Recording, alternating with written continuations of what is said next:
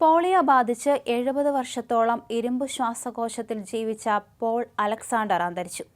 6-ാം വയസ്സിൽ polio ബാധിതനായ Paul 78-ാം വയസ്സിലാണ് മരിച്ചത്.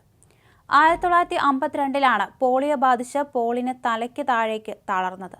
സ്വയം ശ്വസിക്കാനാവാതിരുന്ന പോളിനെ അന്ന് ടെക്സാസിലെ ആശുപത്രിയിലേക്ക് മാറ്റുകയും ഇരുമ്പ് ശ്വാസകോശത്തിൽ പ്രവേശിപ്പിക്കുകയും ചെയ്തു. പോളിയോ ബാധിച്ചതിനാൽ തലയും കഴുത്തും വായയും മാത്രമേ പോളിന് ചലിപ്പിക്കാൻ സാധിച്ചിരുന്നുള്ളൂ. ഇരുമ്പ് ശ്വാസകോശത്തിൽ ജീവിച്ച അവസാനത്തെ ആളുകളിൽ ഒരാളായിരുന്നു അദ്ദേഹം. അങ്ങനെയാണ് 600 പൗണ്ട് ഭാരമുള്ള ലോഹം കൊണ്ടുള്ള സംവിധാനത്തിൽ ജീവിക്കാൻ അദ്ദേഹം നിർബന്ധിതനായത്. അമേരിക്കയിൽ വലിയ രീതിയിൽ പോളിയോ പൊട്ടിപ്പുറപ്പെട്ട സമയമായിരുന്നു അത്. 1952 കാലഘട്ടം. അലക്സാണ്ടർ അടക്കം നിരവധി കുട്ടികൾക്ക് പോളിയോ ബാധിച്ചു. അലക്സാണ്ടർ ഉൾപ്പെടെ ടെക്സാസിലെ ഡാളസിന് ചുറ്റും താമസിച്ചിരുന്ന നൂറുകണക്കിന് കുട്ടികളെ ആശുപത്രിയിലേക്ക് മാറ്റി. അവിടെ ഇരുമ്പ് ശ്വാസകോശത്തിന്റെ വാർഡിലാണ് ചികിത്സ നൽകിയത്. പോളിന് സ്വയം ശ്വസിക്കാൻ സാധിക്കുന്നില്ലെന്ന് ഡോക്ടർമാർ മനസ്സിലാക്കിയതിനെ തുടർന്നാണ് ഈ ചികിത്സാരീതി തുടർന്നത്. ഇരുമ്പ് ശ്വാസകോശത്തിൽ ഏറ്റവും കൂടുതൽ സമയം ചെലവഴിച്ച വ്യക്തിയായി അലക്സാണ്ടർ ഗിന്നസ് വേൾഡ് റെക്കോർഡിലും ഇടം നേടിയിട്ടുണ്ട്.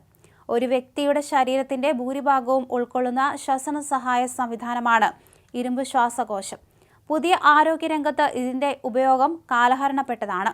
എന്നാൽ പരിമിതിക്കിടയിലും അലക്സാണ്ടർ ഓസ്റ്റിനിലെ ടെക്സസ് യൂണിവേഴ്സിറ്റിയിൽ നിന്ന് ബിരുദം നേടി. എഴുത്തുകാരനും അഭിഭാഷകനുമായിരുന്നു. 2020-ൽ അദ്ദേഹം ഒരു ഓർമ്മക്കുറിപ്പ് പ്രസിദ്ധീകരിച്ചിട്ടുണ്ട്.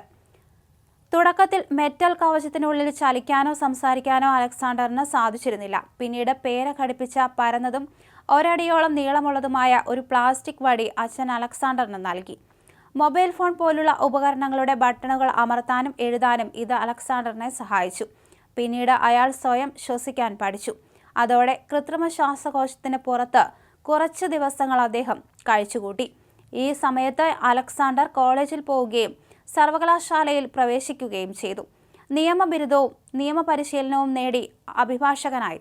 എല്ലാറ്റിനും മീതെ ഒരു എഴുത്തുകാരനായി അദ്ദേഹത്തിന്റെ കഥ ലോകമെമ്പാടുമുള്ള ആളുകളെ സ്വാധീനിച്ചുകൊണ്ട് അതിദൂരം സഞ്ചരിച്ചു. ലോകത്തിനു മുൻപിൽ അവിശ്വസനീയമായ ഒരു മാതൃകയാണ് അലക്സാണ്ടർ തീർത്തത്. അതിനാൽ അദ്ദേഹവും അദ്ദേഹത്തിന്റെ ഓർമ്മകളും എന്നും മായാത്ത ലോകത്തെ പ്രചോദിപ്പിച്ചുകൊണ്ടിരിക്കും. 70 വർഷങ്ങൾ ഒരു അയൺ ലങ്സിനുള്ളിൽ കഴിച്ചുകൂട്ടിയ ആളാണ് പോൾ അലക്സാണ്ടർ. ഇപ്പോൾ 78-ാം വയസ്സിൽ ലോകത്തോട് വിട പറയുമ്പോൾ അദ്ദേഹം വരച്ചു കാട്ടുന്ന മാതൃക വലുതാണ്.